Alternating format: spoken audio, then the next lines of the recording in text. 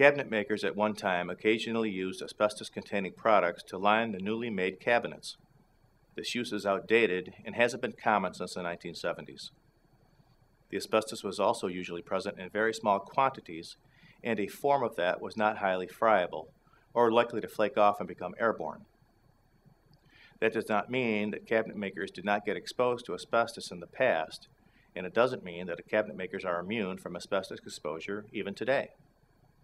Up until the government started imposing regulations on asbestos in the mid-1970s, asbestos was found in many of the products used in both home and commercial construction. Ceiling tiles, floor tiles, insulation, cement, and adhesives are just a few of the many places asbestos could be found. Cabinet makers who visited job sites where these products were being used would have been exposed to asbestos fibers that broke off and floated on the ambient air. Levels of asbestos in the air could get quite high. If, for example, asbestos spray insulation was being applied in the room next to where a cabinet maker was installing new cabinets, or flooring or ceiling tiles were being cut and installed nearby. Cabinet makers face asbestos exposure today when they take part in remodeling jobs. Although asbestos is rarely used in modern construction, and a retrofitting of older buildings raises a risk that old asbestos could be disturbed. Removing old cabinets from an older home can bring back into the air asbestos that had been contained for many years. Asbestos is a flaky mineral that has excellent fire retardant and heat resistant properties. From the early part of the 1900s up until the 1970s, and even as early as the 1990s, asbestos and asbestos-containing products were readily available. Even today, asbestos products are manufactured in some places in the world, including in the United States. When asbestos is handled, small amounts slough off, and since asbestos is very light, the dust and small fibers float easily in the air. A person who inhales contaminated air sucks the asbestos dust into the lungs, where it becomes embedded in the tissue that lines the chest cavity and that protects the lungs.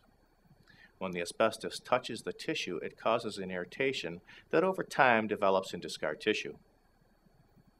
Asbestos causes many health problems with the lungs as a result of this scar tissue. It is also the cause of mesothelioma, a cancer of the mesothelium. Symptoms of mesothelioma don't show up for several decades after the person is exposed to the asbestos. Additionally, the first symptoms of mesothelioma are usually mild and nonspecific, consisting of shortness of breath while exercising. Eventually, the symptoms get more substantial and can include extreme difficulty in breathing, even while at rest, and pain in the chest. By the time the symptoms get bad enough that person goes to the doctor, mesothelioma is usually in an advanced stage. Mesothelioma is usually found during chest x-rays and confirmed with a biopsy of the tumor. When caught in the earliest stages, surgery can sometimes effectively remove the cancer before it spreads to other parts of the body. If the cancer has spread, surgery is not as effective, although it may be done to ease symptoms and to slow the cancer's progression. For mesothelioma in later stages, doctors rely on chemotherapy and radiation to try to shrink the tumors, slow their progression, and keep symptoms to a minimum. Unfortunately, even though there have been significant advances in medical technology in dealing with cancer in general, and mesothelioma specifically over the past few years, there is not currently a cure. Thank you for watching. This video was produced by Asbestos.Net, a leading resource on all aspects of asbestos and mesothelioma. Our priority is to inform victims about the devastating effects of asbestos exposure, mesothelioma, asbestos cancer, asbestosis, and other asbestos-related diseases, and to advise them with a wealth of information. Individuals whose lives have been touched by mesothelioma have numerous questions and concerns. Their caregivers and family members also need accurate, reliable information.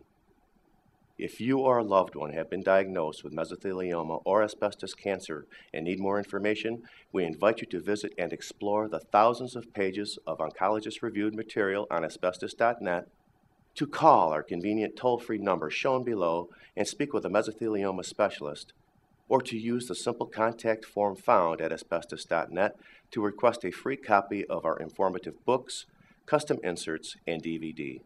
Asbestos.Net, information and help for patients and families.